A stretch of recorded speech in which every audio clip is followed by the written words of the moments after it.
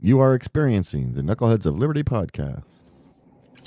It is February 26, 2024, and welcome to the Knuckleheads of Liberty, where we bring you the people and the organizations fighting for liberty around the country and in your region.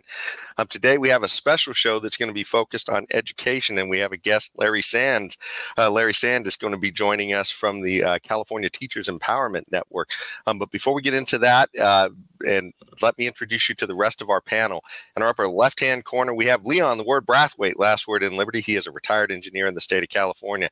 In our lower left-hand corner, we have our screaming eagle of freedom, Tim Everett. He is a pilot in the state of California.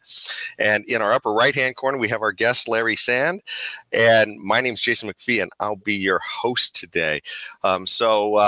Real quick, before we jump into the show, some of the topics we're going to be covering today is about school choice, how kids are being poorly served by our current public schools and that dominate the landscape, and how California schools are doing a little bit relative to those other schools as well, and DEI in the schools. So those are going to be the stuff that we're jumping in. That's diversity, equity, and inclusion.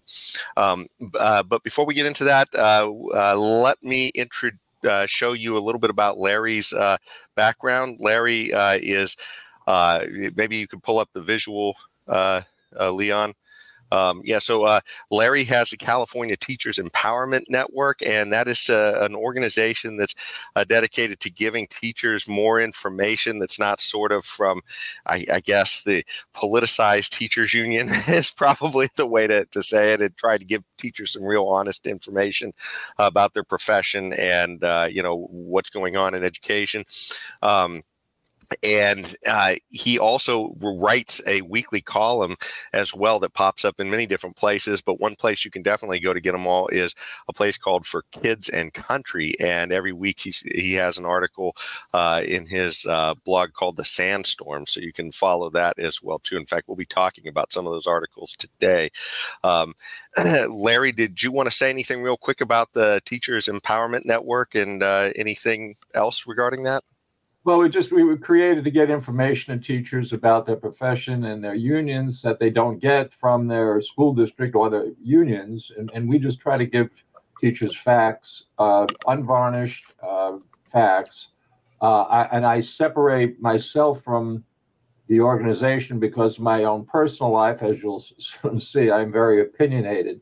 But as president of C10, once again, it's just facts. And Larry, you've been a lifelong teacher as well, too, right? So, I mean, it's you definitely know what you're talking about here. Yeah. I taught for 28 and a half years. I retired in 2009. And when I retired, I went full time into reform and pro-school choice and reporting on union, shall we say, misdoings. And as long as I have the ability, I'm going to keep on doing it. It's been almost 15 years now. Awesome. And if you want more information about Larry, too, we had an earlier show about a year or so ago where Larry was our guest, and so you can go dive more into the background of that. But today we're really going to dig in on the topics. So what we always start off with nowadays is our Liberty quote of the day. So this time, Jane, maybe you can bring up the visual. We're going to start with our Liberty quote from Mr. Frederick Douglass. And I can't think of a more important quote around education than this particular one. Knowledge makes a man unfit to be a slave. And of course, our schools don't seem to be doing a very good job of imparting knowledge, so, which kind of maybe gets into what the real mission is in the schools a little bit. But obviously, he is a writer and abolitionist, around the time of, the 1800s in our country. And he was, actually born into slavery. So, man definitely knows what he's talking about on this. So, but did any of you guys want to jump in real quick before we get into the topics on Mr. Douglass? I think that. Yes, go ahead, Larry. Go ahead. I'm sorry. No, I just want to say it's a fabulous quote, and it's so pertinent here. I really appreciate you bringing it in because our students are being trained more to be slaves than to be free people. Indeed. You couldn't say it any better. And I think the life of Frederick Douglass. I mean, you're right, Jason. He was born into slavery. He have written several books over the years, and I will encourage people to read what that man what he wrote about his life, in slavery and out of slavery, and after he escaped slavery. I think I will encourage people to read his words and all his thoughts about slavery and about being free and about living in a relatively free environment. I mean, it's unbelievable. I would really encourage a reading of his work, his autobiography. Tim, do you have any thoughts real quick before we jump in, or? Oh, Tim, you're muted. Knowledge, as long as it's good knowledge, makes man unfit to be a slave. And I think we're getting some errors in the knowledge being imparted in schools today, so we got to be careful there. And that's what this is all about. That's what this discussion is about. Well, is there any such a thing as really bad knowledge? I think we have lots of information though, and that information, for it to turn into knowledge, for it to become knowledge, it must be able to withstand scrutiny. A lot of the crap that's going on in the school these days cannot be turned into knowledge. Well, and that's a good point, because I think we'll see that as we go through some of these topics. But there's a lot of the knowledge that we seem to be giving kids is more propaganda than knowledge. So that's definitely something that we want to jump into. But another point about Mr. Douglass, before we move on to, is he was fairly largely self-educated too. So I mean, this is a man who, I believe somebody read to him and helped to teach him to read, and then he realized that knowledge was the path out of slavery, as he was a slave. And of course he did escape, and at some point he was he had people who were allies of his who actually paid off his slavery as well later on. But I mean, just the fact that he recognized that as a slave, that knowledge was really the path out of slavery. And so I just think that's a really important point. And so let's jump into some of these topics, because I think maybe one of the best ways to ensure that we're getting real knowledge is to have competition in schools, and that comes really from school choice. And so, Larry, I know you've been writing some articles recently, and Leon, maybe we could pull these up. But school choice has really been making some solid ground since the lockdowns. And, you've talked about in your articles about how, we've got 10 states now that have come on almost full on school choice, where, you've got choices of vouchers, of tax breaks, of all kinds of different ways that empower parents to make that leap into not having to be stuck in the zip code that they're, assigned. So do you want to give us a little more on that, Larry? What's going on in the school choice? Yeah, well, at this point, according to the ABCs of school choice, which is the organ of the Ed Choice group, which is a fabulous group, they write that 32 states, including DC and Puerto Rico, have school choice as of 2023. And they write that policymakers in 40 states debated 111 school choice bills last year alone. And so just in total, about 20 million students, at 36% of all kids, are now eligible for some sort of private choice program, That's the good news. The bad news is that 64% of the kids are not. And my perennial question here is, food is important, right? We all eat, we need food to live.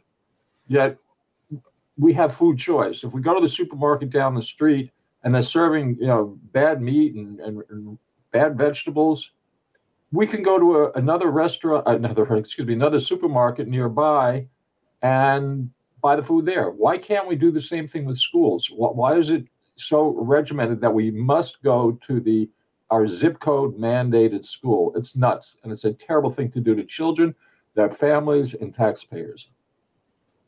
Yeah. Indeed. Yes. No, it certainly does seem very arbitrary that, you're tied to this government service. It's almost like I saw an analogy once from I think it was the Hoover Institute or somebody, where they talked about, imagine if we had to get our food that way, that we had a government cafeterias in every neighborhood, and you were forced to get all your food from the government cafeteria, the good food in your neighborhood, as brought to you by the government. And I think most people would see the error of that. Many of us would be dying of malnutrition if that was the case. Yeah. And when you get food poisoning, they tell you, "Oh, we're just doing some diversity, equity, and inclusion. Don't worry about it." You need some more tax money to get the poison out of the food. Yeah. Yeah, but I mean, obviously, almost all of us see the idea that competition would be much better. I mean, there's some people who just prefer different choices. Like us. Maybe somebody wants tacos one day, somebody wants hamburgers another day, somebody wants pizza. Yeah. Everybody in this group is old enough to remember back in the 80s when the phone company was a monopoly. And the phones weren't very good. They were expensive. You're right. And then all of a sudden they were deregulated and the service got better and they got cheaper. It's just amazing. And we can do the same thing in education. Yes. It's a monopoly, and monopolies stink. Not to put too fine a point on it. Yeah. Well, the government has the ultimate monopoly, I should say, because they have power and they have law. They can take away our liberties. So the monopolies always produce bad results. I mean, it was bad enough when the government. You're right, Leon. When the government has the monopoly, and not only that, but now the monopoly is unionized. You're right. And you have a very powerful political player, enforcing the power. And of course, absolutely. Yes. Yeah. I think one of the areas too where we really saw this, excuse me, take off was with these lockdowns. It really became apparent that one size really doesn't fit all, and of course they tried to shove everybody into these tele-education, I guess you'd call it, education from home. It was called actually remote learning. Yeah, remote learning, which wasn't remotely true. It's interesting, though, because the charter schools, which are schools of choice, adapted very quickly, but the traditional public schools never did. And one of the hidden blessings there was that parents finally figured out how the schools were educating, or all too often miseducating, their children. And that clearly inadvertently promoted school choice.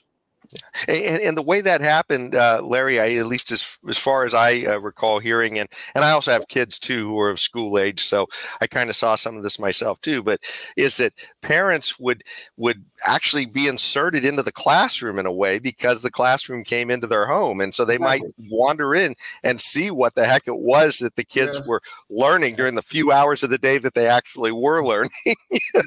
And clearly parents had to help their kids because, a 6-year-old or a 7-year-old might not be adept at, zooming in or tuning in or however the individual school district did it. So the parent pretty much had to be there. Yeah. And they got an eyeful all too often. And I mean, it was a combination of ineptitude, and I'm sure there was some dandy indoctrination going on in some cases. So yeah, it was a disaster for the educational establishment and children, but at least the education establishment took a hit. Indeed. Well, one of the things that I guess the biggest resistors to school choice is, because it seems like from everything we're talking about, hey, competition's the way to go. It makes everything better generally because it helps people to just isolate, just like, you would your phone, your car, anything else. You get to kind of see how different products compare against each other. And you can kind of see, hey, kids are learning in this area and who knows what they're doing over here in this area.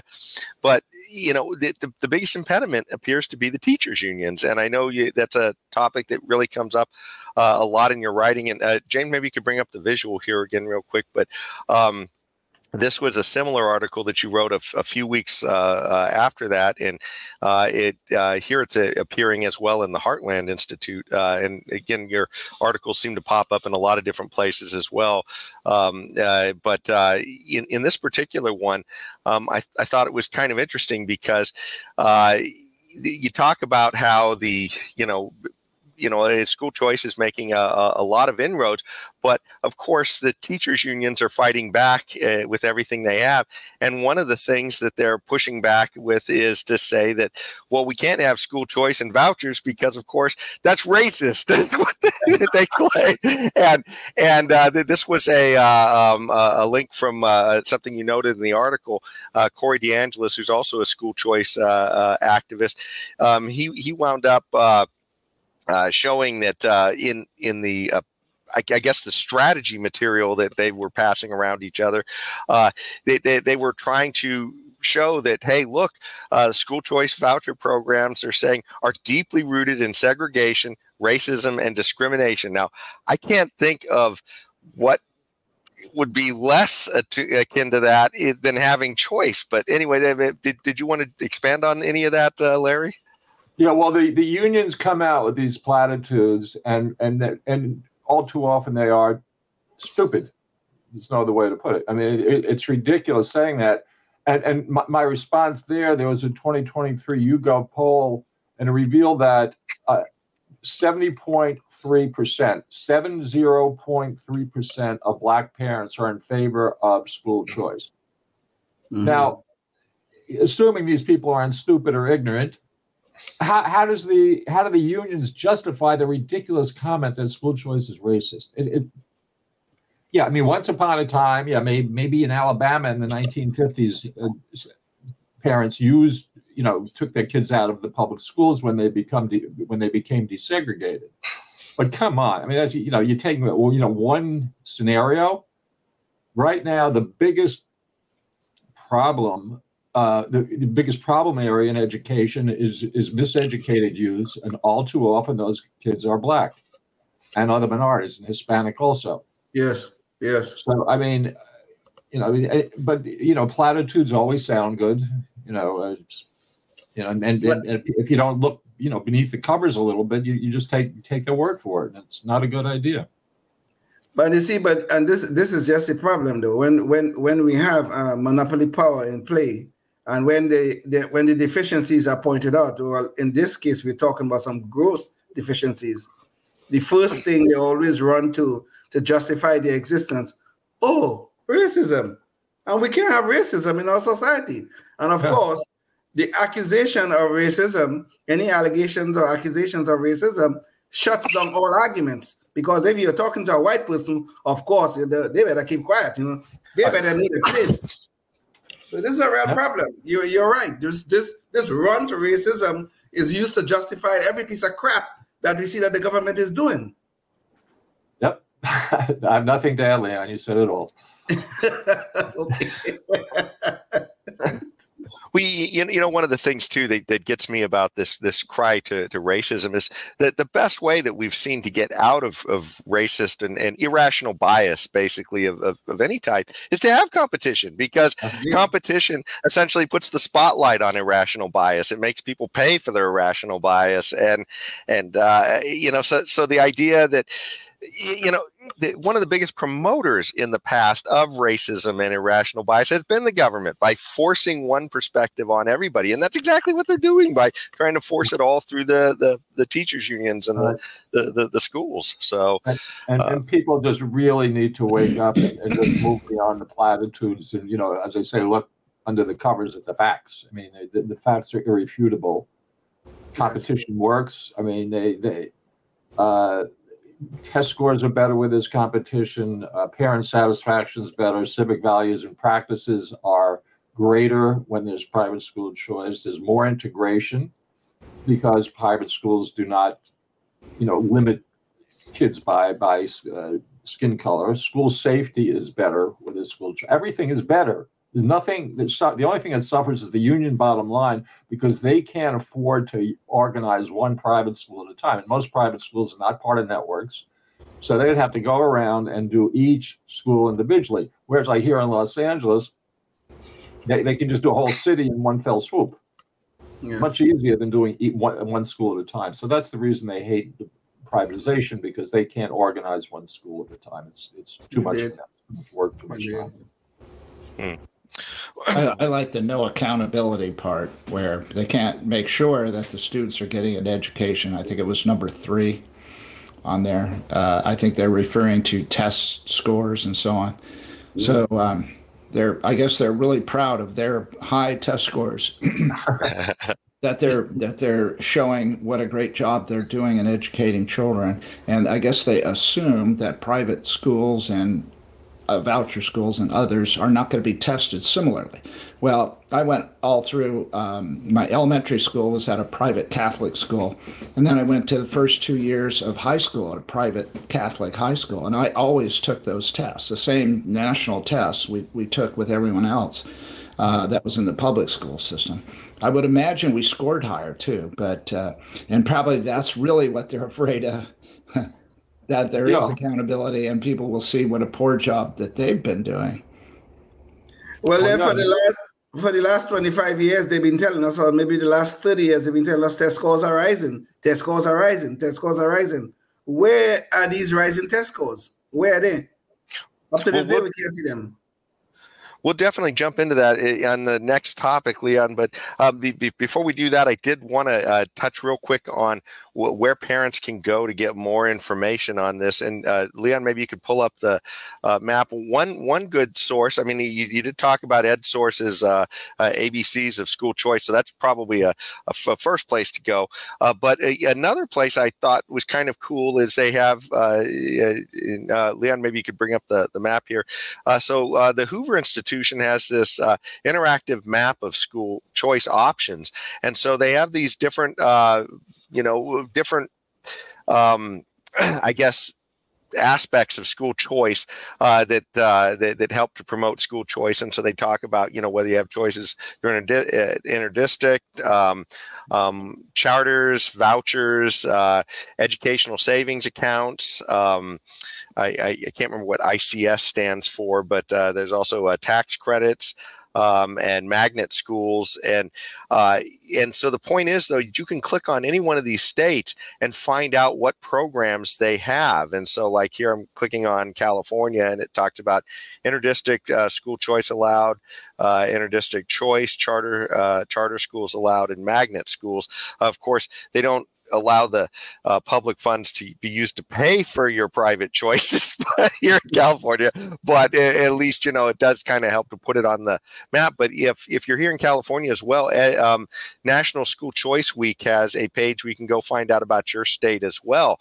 And you can find out, okay, what are the options here? It'll tell you a little bit how much is spent on each type of school. So here, traditional public schools, it talks about $15,000 a year is allocated towards students, but you can also drop into public charters and find out a little more about those, maybe private school options, other things like that, just anything to help empower parents to make that leap to say, hey, what are my options? Because boy, if you've seen some of the stuff that, as we've been talking about, that they've been feeding your kids, you may not want to stick with what you're currently doing. So Larry, did you have any thoughts about, what can a parent do if they want to, if they're kind of a little dissatisfied?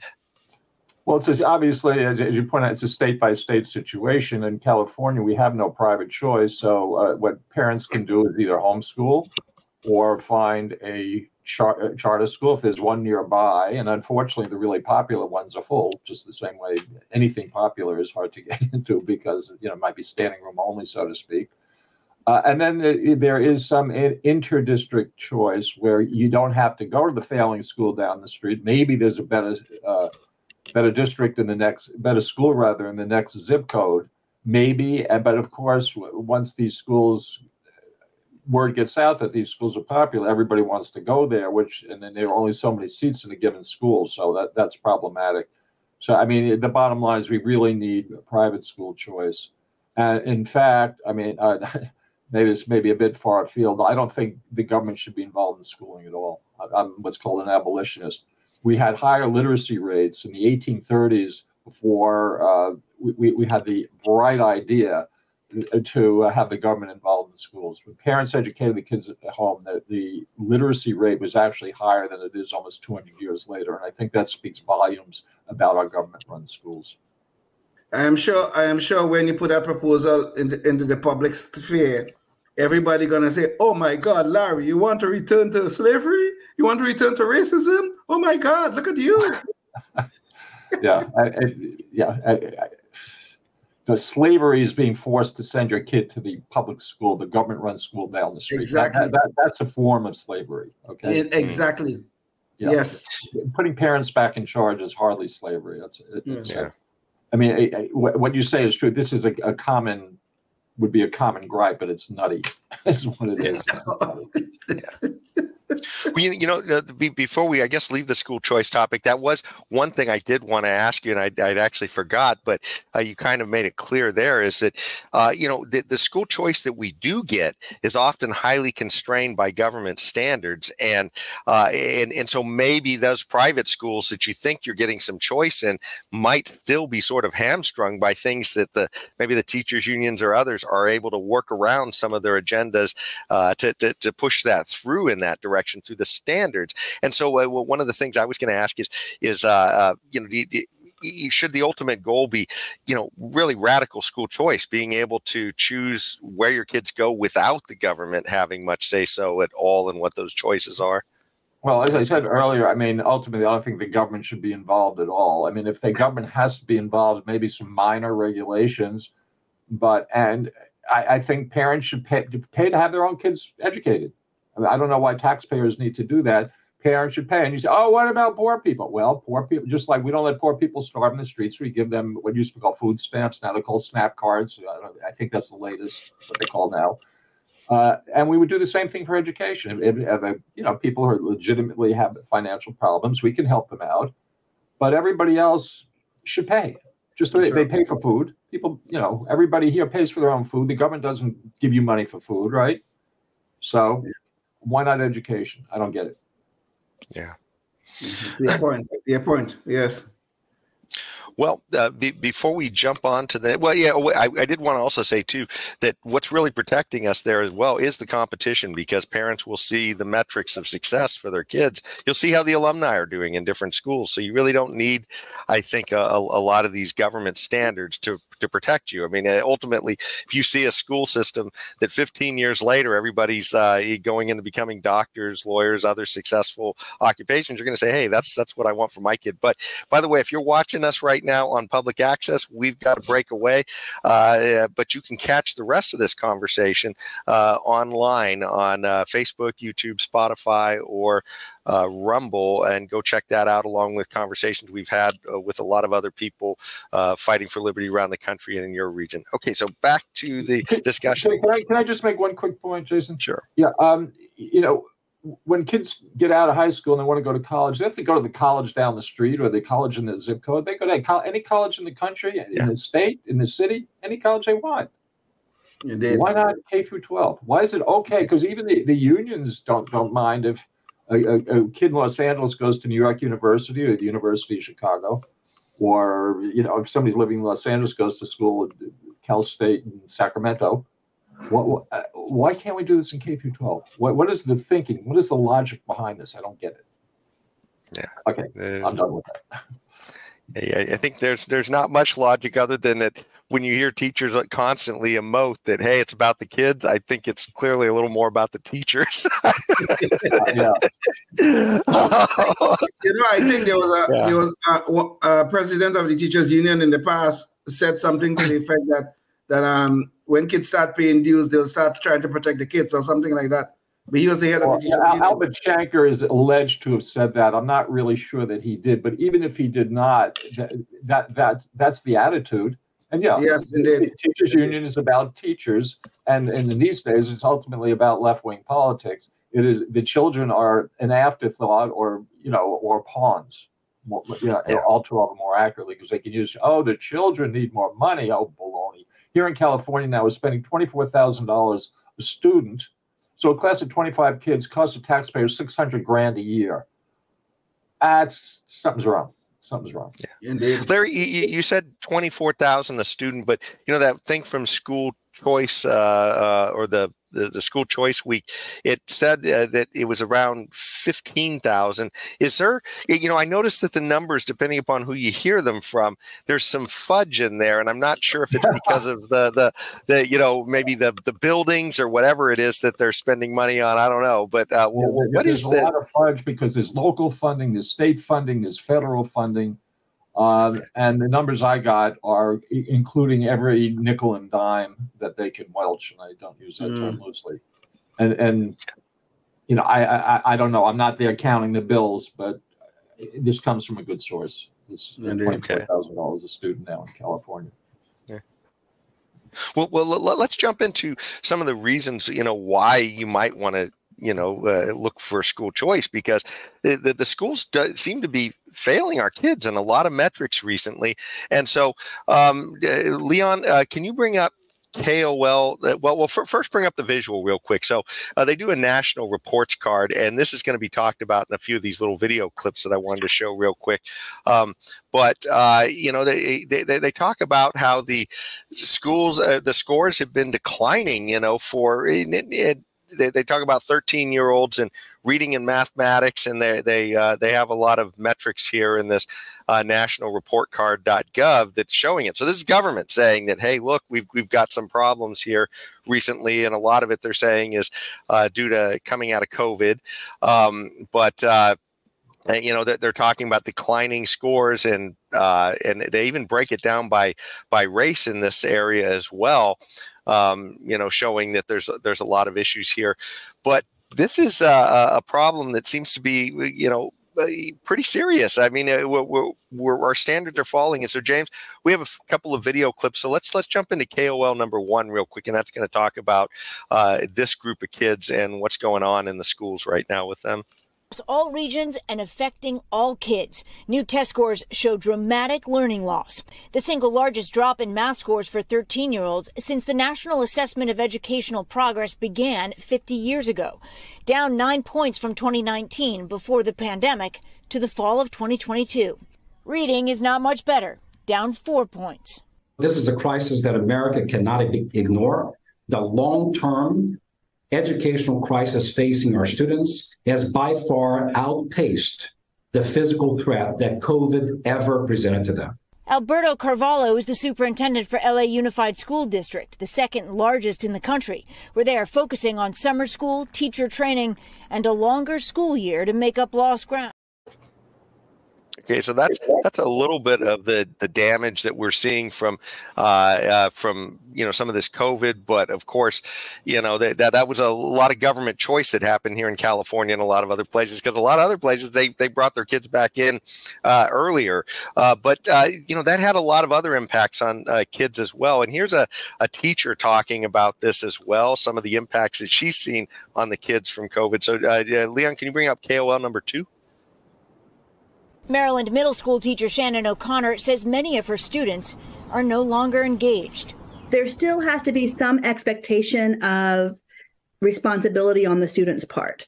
And for a large chunk of them, that has kind of gone to the wayside. How difficult is it to get them back on track if you don't have that buy-in? It's really hard. We try to make it as fun as possible while still keeping to our content and the standards that we have to teach. An age group way behind heading into the critical high school years, with the school system still struggling to get them ready. So that was those two videos were talking about the K through 8 situation, kind of some of the learning loss that's happened recently. But it's also affecting kids going into college. And so, Leon, can you play KOL number 3 real quick, because that's going to talk a little bit about the impact there. In the United States, scores for high school students taking the American College Test have dropped to their lowest level in more than 3 decades. This is according to the latest figures released on Wednesday by ACT Inc., the nonprofit that gives the test. It said that the average ACT composite score was 19.5 out of 36, down 0.3 points from last year. Although college admission test scores have been falling for 6 years, The drop accelerated during the COVID-19 pandemic. The results mean that new high school graduates may not be ready for college-level coursework. The organization says that average scores in reading, science, and math were below the required standards needed to ensure a successful first year in college. So just hitting kids across the board on all levels is just crazy. And so, Larry, I know you've written a little bit about this, and I have an article, too, that you talked about. Uneducating America was one of the articles you wrote last year. And it talks about how kids are barely proficient in a lot of these areas. It says 13% of eighth graders are proficient in I think it was civics, I think it was, or no, that was in history rather. And then 20% of students were only 20% were proficient in civics. So it just really kind of, what the hell are they teaching these kids? Well, yeah, I have to. You talked about the NAEP, the National Assessment of Educational Progress, which is a wonderful. I was a testing coordinator at my middle school for many years, and I worked with the NAEP people, and it's done very professionally. They go through the files, and they pick out random kids. So they do it exactly right, and I was very impressed. And the latest NAEP shows that 29% of eighth graders are proficient in reading, and 26% are proficient in math. So basically, 1 out of 4 know how to do math in the eighth grade. And this, a lot of people, while it's a pandemic, sure, the pandemic certainly didn't help things, but our scores were sinking even before that. And these are the lowest scores, as she said, in 50 years. Yeah. So what they do, so what does the establishment do? Oh, the tests are racist. This is what the National Education Association says. Yeah, the tests are racist. So, yeah, of course, everything is racist now. So. I mean, I'm glad you're laughing, Leon. I mean, I'm laughing too, but I'm crying. I know. I mean, what else could you do? I mean, it is so predictable that every single time, well, the deficiencies show up, we always go to the same. It's always the same answer. Oh, the tests are racist. Math is racist. Everything is racist. So that you're claiming the racism. At the same time, teachers are just jacking up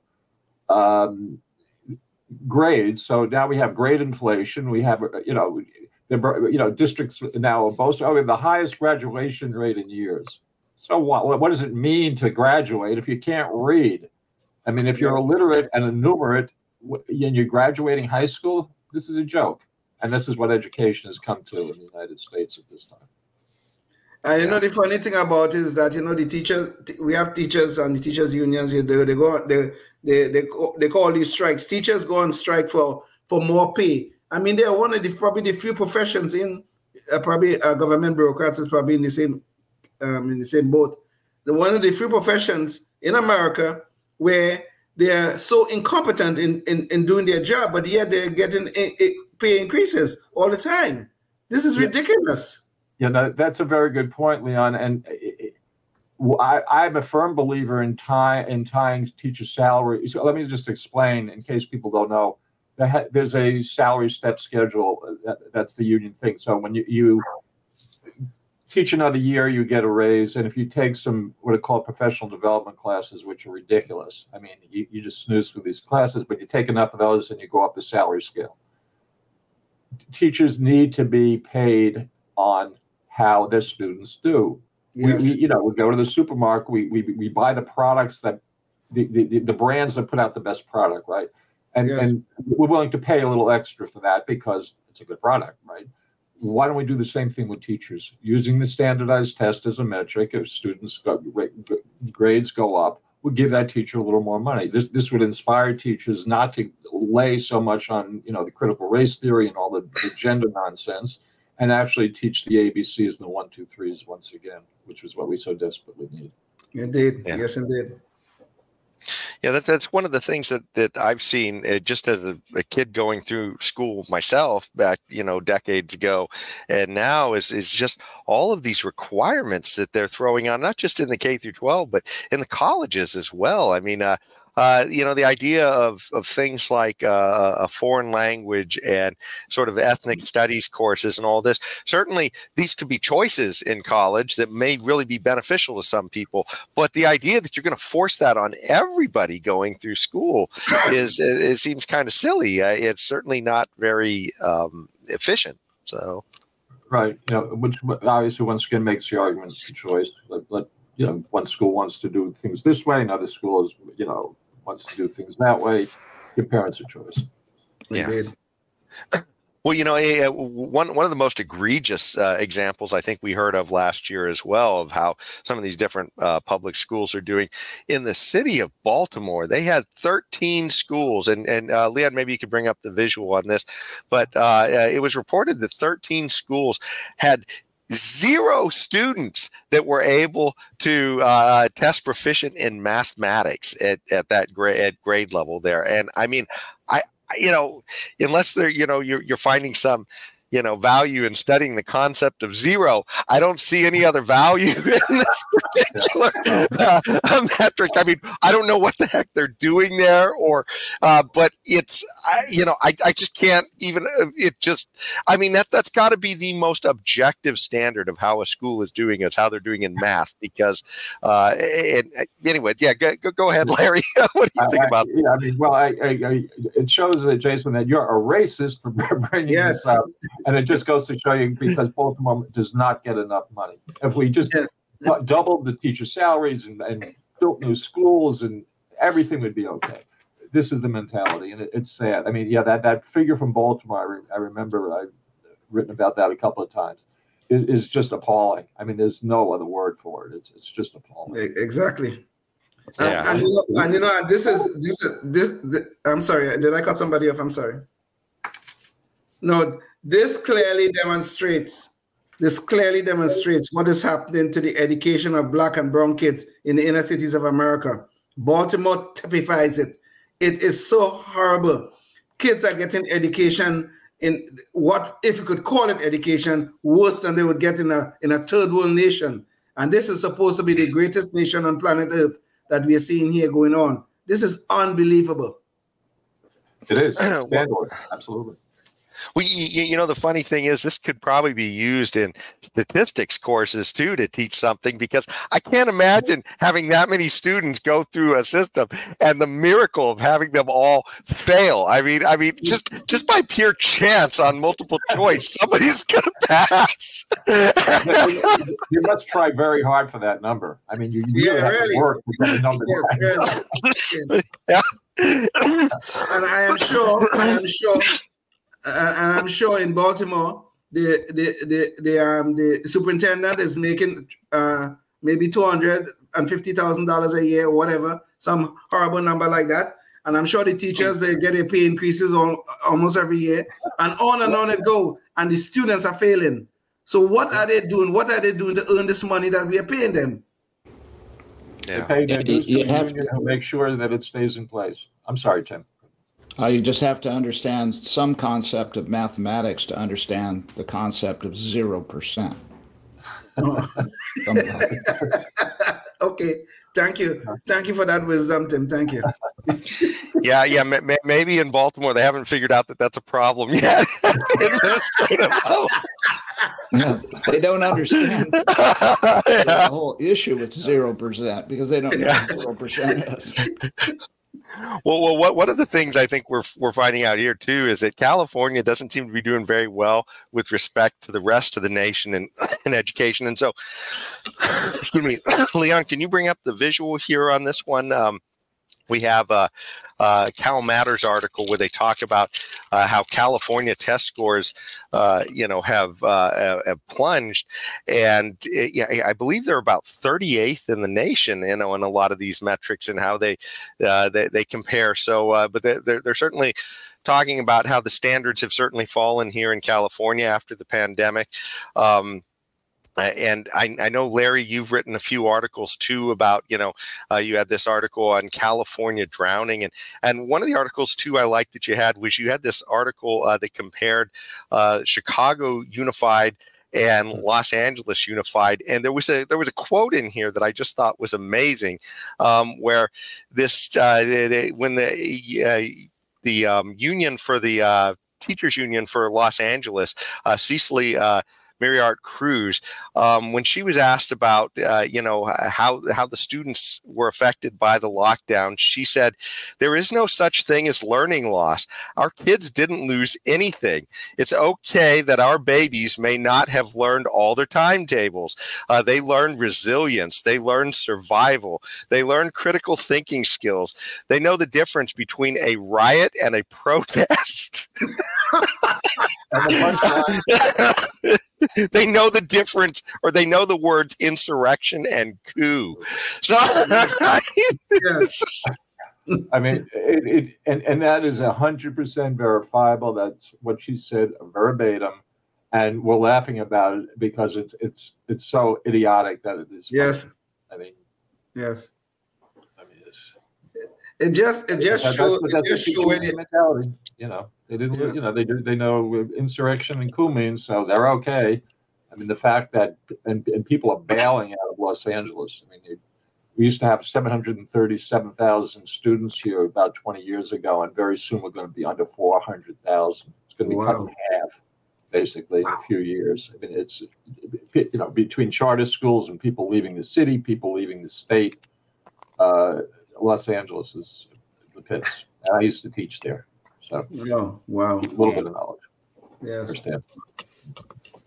Well, Larry, in general, what's your thoughts about how California is comparing to the rest of the nation? Too, do you think we're kind of somewhere in the middle, or do you really see it headed downhill fast? I think I don't have the data in front of me. I think we're under average, but not that much. I mean, but average is not so good anymore either. Yeah. And once again, on the NAEP, the latest NAEP in 2022 showed that 30% of the students eighth graders are proficient in reading, and 23% are proficient in math. So it's close to the national numbers, which are pathetic. 23%, less than a quarter of the students are proficient in math in the 8th grade. What have they been doing for all those years? Larry, are we? I mean, I think California allow some charter schools. Are they limiting the expansion of charter schools in California? Yeah, California. I think it's 2,450, but we can add like 100 a year, which is good. But there's a new ruling that was just passed in Los Angeles that charter schools can co-locate. Well, let me just back up for a second. A lot of charter schools aren't giving money for buildings, so they have to set up wherever they can. It can be in a strip mall, or more often than not, they use parts of public schools, which are not so populated anymore, and they can use part of that public school as to house their classrooms. But now in LA, they decided that the co-location shouldn't be in buildings that serve special needs students. And the school board voted on this 4-3. This is very recent, just a couple of weeks ago. And I don't understand why. I mean, the quotes that came out, we don't like charter schools because they take money away, from public schools. And when parents see a charter school, they want to send their kids there. Well, duh.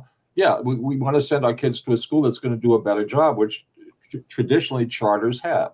In just about every metric and just about every state, charters do a better job. And it's not hard to understand because these are schools of choice. And parents want to send their kids there. If a charter is not performing, and another thing the unions say, the charters are not accountable. Baloney, the charters are accountable to parents. And if a kid's not learning, parents are going to say, okay, sorry, that charter's not good. I'm going to send my kids elsewhere, or I'm going to homeschool. Yes. So yes, they're accountable, and they do a better job, less money. During the pandemic, they closed, they got it right within 4 days, and the unionized schools never got it right. Kids suffered. Yes. Well, you mentioned, what have the kids been learning to get these low,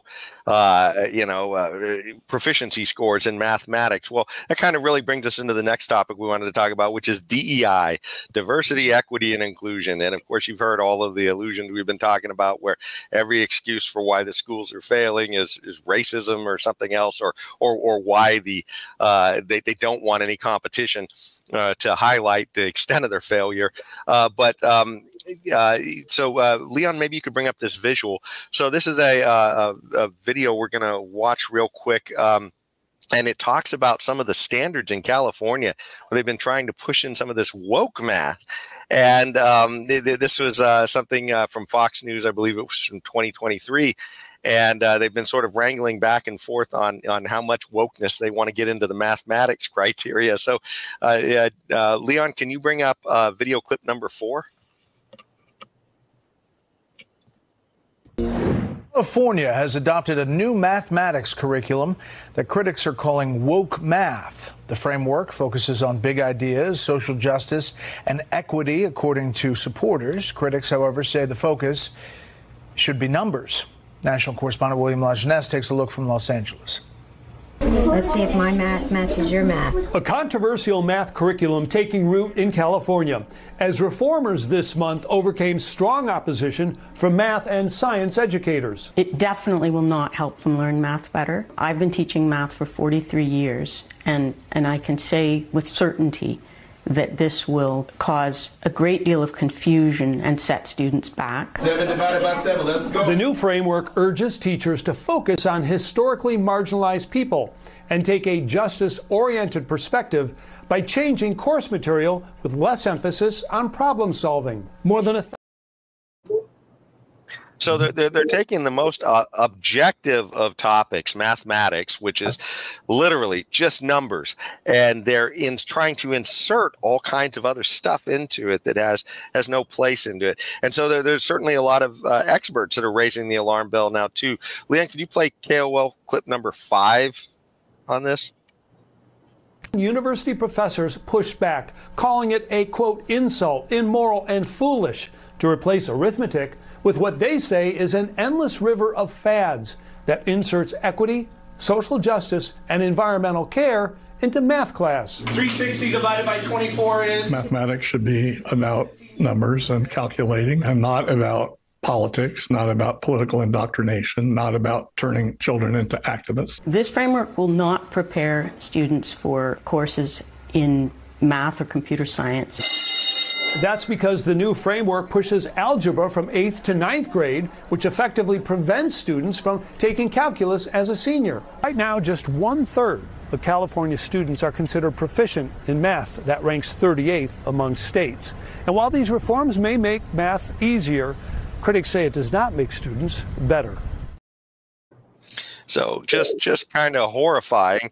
And Larry, I know you've written a lot on this topic of DEI and critical race theory. In fact, there's an article you had from back in 2021 where you talked about how this is essentially just child abuse. Child abuse in plain sight, you called it.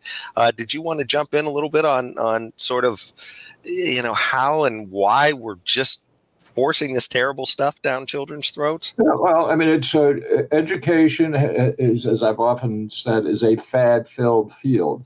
It's full of fads, and like if they were teaching hula hoops or mood rings, it wouldn't be so bad. But when you're getting into the political end of things with DEI, BLM, CRT, and the whole LGBT thing, and all the other alphabet soup concepts that are being forced down kids' throats, it's very harmful. And we'll move on to something else soon, but still, we're going to lose a whole generation of kids.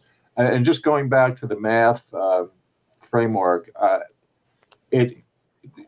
basically the framework they cooked up, and I'm going to quote here, it said the mathematics should be used to both understand and impact the world, and it argues that math teachers should hold a political position that mathematics plays a role in the power structures and privileges that exist within our society and can support action and positive change.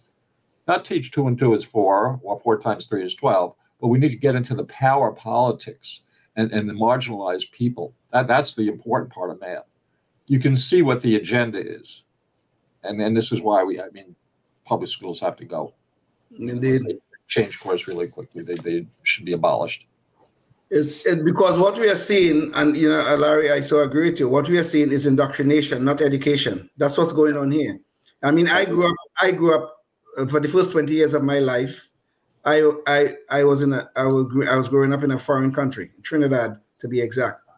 And I was 14 years old when I was first introduced to calculus. And I've told this story before. I wish I could go home and tell my father I can't learn calculus because the teacher is not the same race as I am, or because something is wrong with me, or because of my skin color. What he would have done to me, I would probably have still feeling the effects on my ass. I'm still telling you that I'm serious, okay? Because back then, when I was being educated, we didn't know about all this indoctrination, damn nonsense. We were educated. 1 and 1 was 2. There was no social justice and no sort of crap that was involved in it. And I was not unique in my generation. When I was growing up, I was not unique in any sense of the way, okay? Anybody in my era will be telling a story similar to mine. This is nonsense. All I can say, Leon, is amen. I have nothing to add. You said it all. Okay. Yeah, I imagine, Leon, in that narrative, if you'd come home and told your dad that it would be sort of like a Sesame Street lesson in counting the number of spankings. 1, 2. We're gonna get that math going. Even then, I would have been still learning math, right? Yeah, exactly. Yeah. Well, the funny thing is, I mean, they're injecting it to, these older kids, but they're also pushing this stuff on little kids as well. Just, the indoctrination, they're never too young to start. And they had this thing in California that actually, because it got a lot of political heat, I heard they just got rid of it, but it was called woke kindergarten. And we talked about this a few weeks ago on the show, but Leon, can you bring up the visual real quick, just so people can see what we're talking about here? And when, of course, it was out of our Bay Area, San Francisco, and Hayward, where Hayward all the madness. Yeah. Have that? Is it Hayward School District? Hayward. Okay.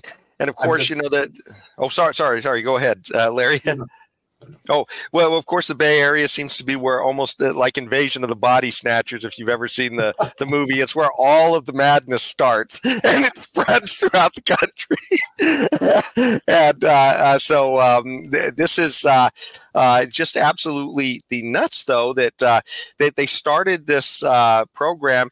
And after about 4 years, after about a year of focusing on this stuff, they found the kids' scores dropped in everything. I think it was about a 4% drop they talked about across the board on stuff. I'm not sure exactly where that was in the article, but yeah, it's just absolutely nuts. But you can go check that out.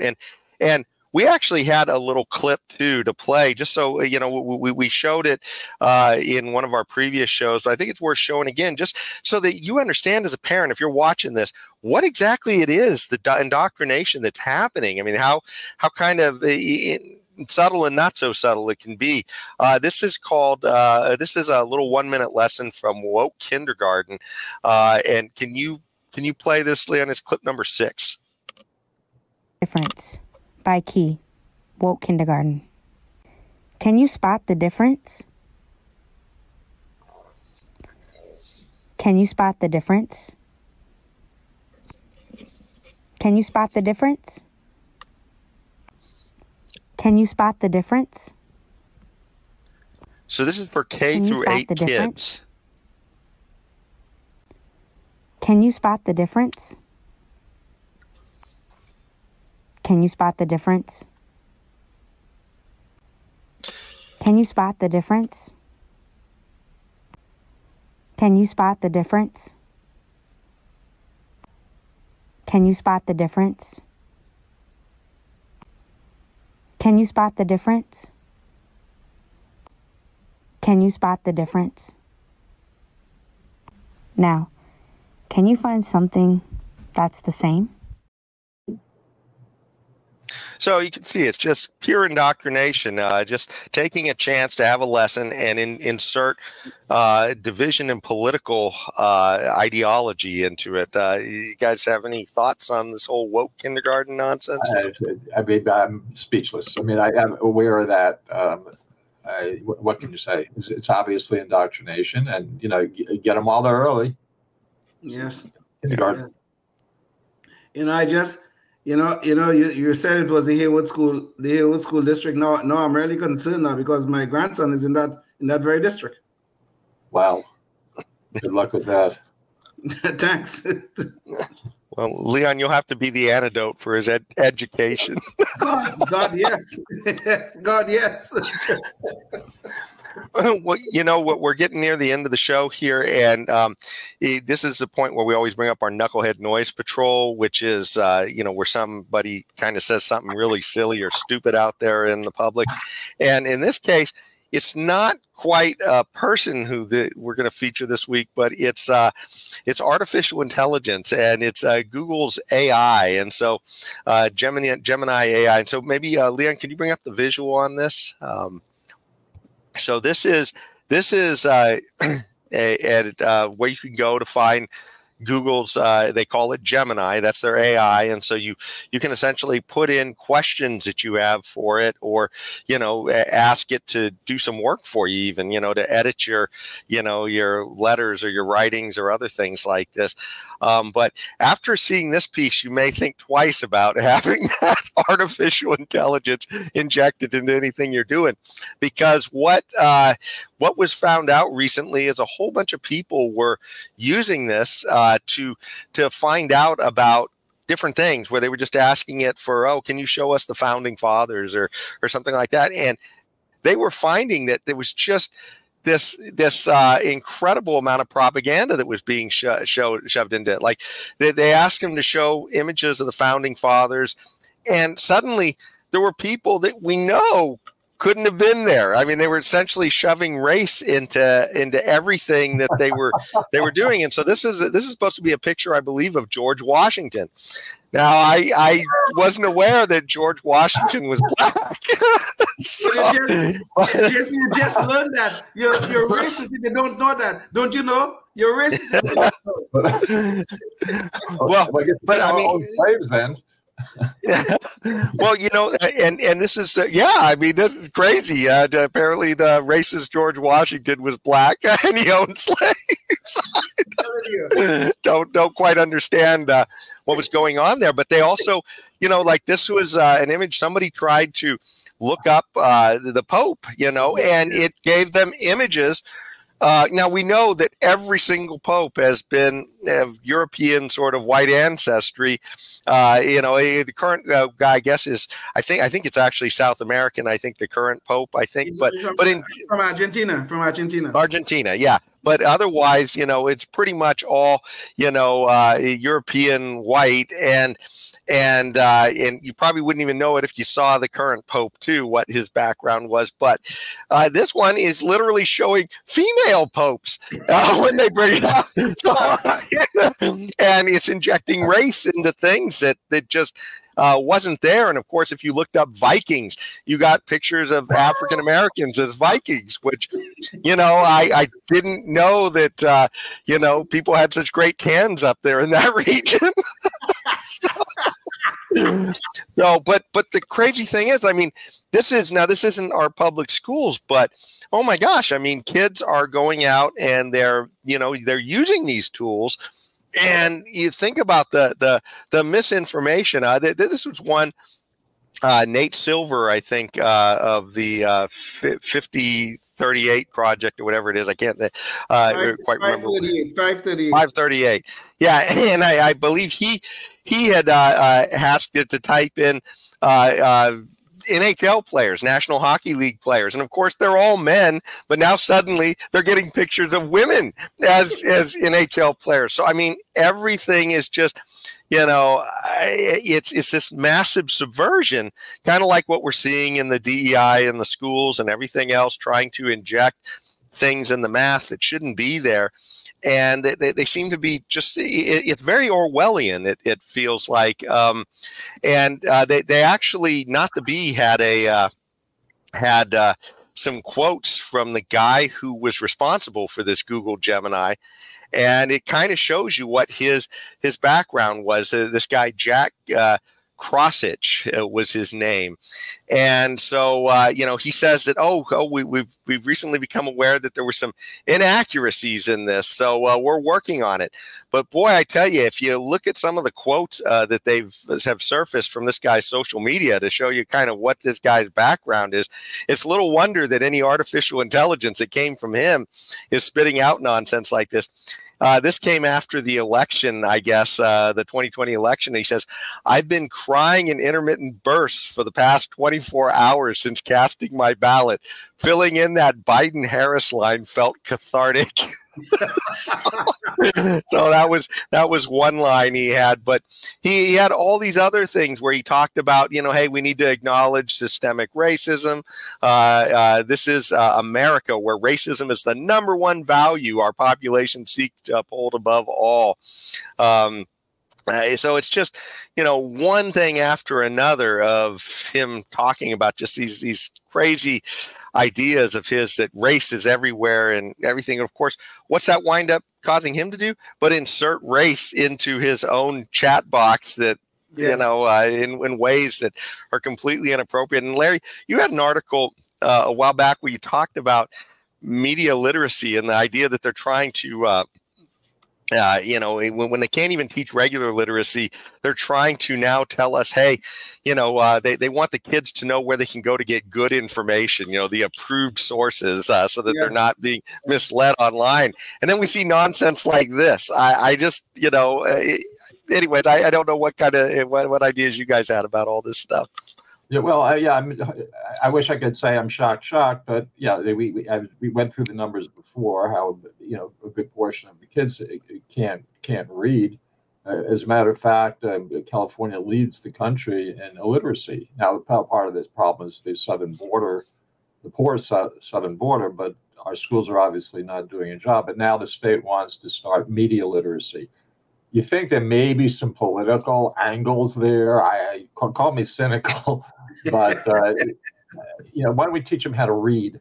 Yes, just put words together first, and maybe in college teach about media literacy. We don't need kindergartners learning about media literacy because it's going to come with a slant. It's not going to be real. Just this morning, I was reading an article that this problem that we are seeing with Gemini is not only in Gemini. Nearly all of whether it's ChatGPT, whether it's whatever the other AI platforms are, they have problems similar to this, maybe not to the degree of Gemini.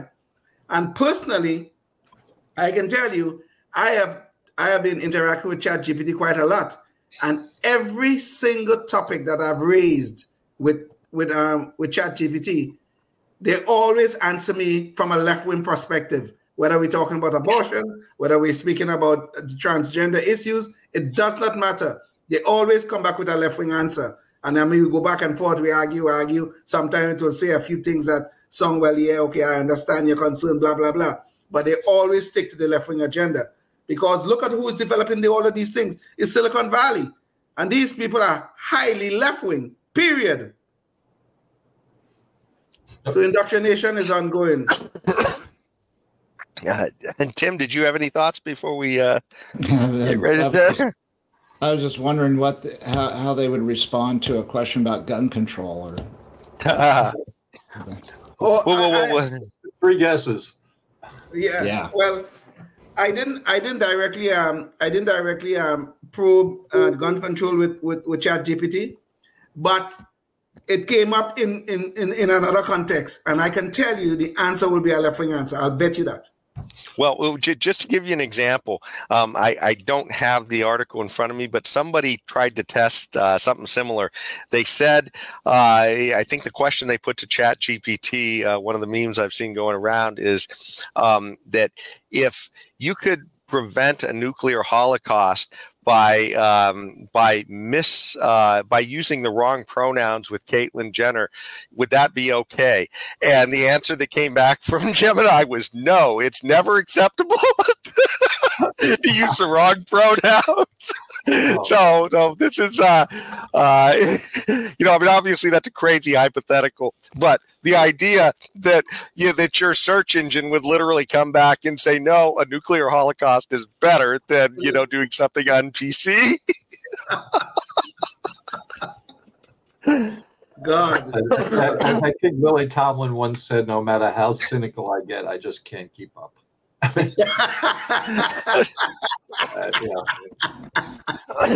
That's me. Well, keeping up, that's, as we exit the show, that was, I think that's one of the things that is so stark about the consequences of all this miseducation, is that the craziness is coming faster and faster at us in society. And I think the seeds of that are all in this terrible government monopoly on education that we've had for the last few generations. And it's becoming the norm. I mean, what you and the four of us, think of as crazy, and fill in, add your adjective, is becoming normal, or as not normal healthy, but normal as in the norm, is what's being taught. Something's got to happen. Yeah, and I mean, some of these crazy things we've been talking about here, they're popping up in the workplaces, and we can see these same conversations that we see this indoctrination starting with the kids.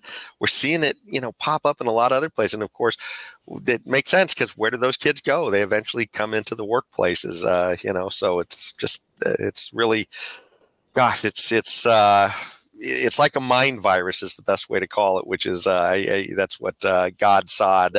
He's a guy who's going to coin that term. A government-supported mind virus. Yeah. Really terrible. Well, before we leave, I wanted to show your page again real quick, so anybody who is interested can go and check that out and find ways to support your work. Again, California Teachers Empowerment Network, and you can find all of Larry's articles, the Sandstorm at For Kids and Country. They pop up in other places too, but this is a place where I think you can just go and see what he's writing about every week. So stay on top of this craziness that's happening in our schools. Larry, did you have any final words before we check out? My only words is that parents and taxpayers just need to wake up, and anybody watching this knows a parent is sending their kids to a public school. Please, it might be a wonderful public school, but the parent needs to make sure. Just parents cannot blindly send their little ones up to public school anymore and assume they're getting a good education the way that my mother did that in the 50s. Yeah, the schools weren't political and the teachers were hardworking, and it's not always that way now. It very well may be, but parents need to make sure that their kids are getting a real education and not indoctrination. Indeed.